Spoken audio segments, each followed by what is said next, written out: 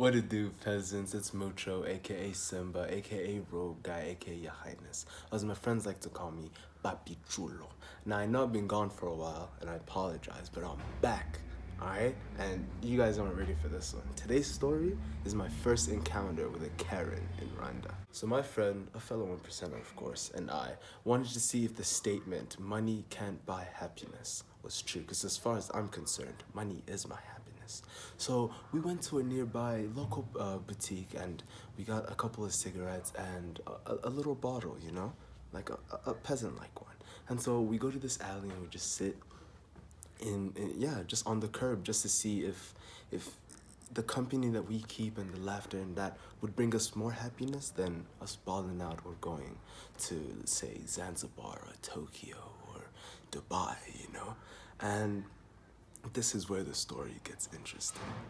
So the specific alley, it kind of, on one side it had like a row of a bunch of very little houses. Like, I was surprised these were houses. I thought they were like storage units, because I promise you, my guest bathroom is bigger than those houses. But anyways, there were houses there and apparently there were people who lived there. So we're sitting across the street from that, we're drinking, we're talking, you know, I'm starting to enjoy myself. I'm like, this is great. So just as I was starting to believe that I don't need a yacht full of beautiful women to have fun, this lady comes out of her home and tells us aggressively that we're making too much noise and that we need to leave. So at first we tell her, okay, we'll keep it down, my bad. It's understandable, you know? I don't want to get into any issues with, you know, them. Peasants. Just as we think that the situation has calmed down and she'll be okay with that, she flips out. She's like, I'm gonna call the cops.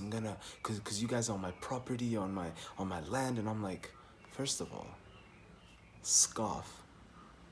Because she clearly doesn't know who I am. Call the cops? That's like saying, hey, I'm gonna call your little brother. Bitch, I'm a boss. I call a shot. I'm with the murder team. Call a cop.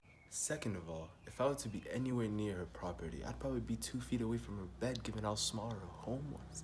So the arguments just keep going on, and then she leaves us and she goes to get her landlady. Now this is where things got really interesting, because if she was gonna bring out her guns, I had to pull out mine, and mine are bigger and made of paper, green paper.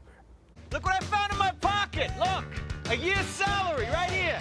So she brings the landlady over, and she tells her what's going on, but as soon as she even utters the word, I can see that the landlady is like, yo, why did you make me leave my home for this? She even went on to say, I have guests at home, you're wasting my time. But no, this Karen could not let it go. She starts calling us thieves. She said, what if they're thieves? I personally laughed at that. And then that's when the guns started coming out. So right in front of her, I bought her home from the landlady. Matter of fact, I bought the whole street. And she was mind-boggled. Now what I'm planning to do, now that I own her home and all her neighbors' homes, is to make as much noise as I possibly can until her lease is up and she is done with the place and moves out. I mean, it's the least I can do for how hospitable she was, you know?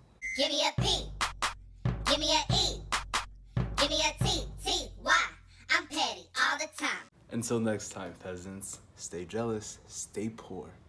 Peace out, peasants.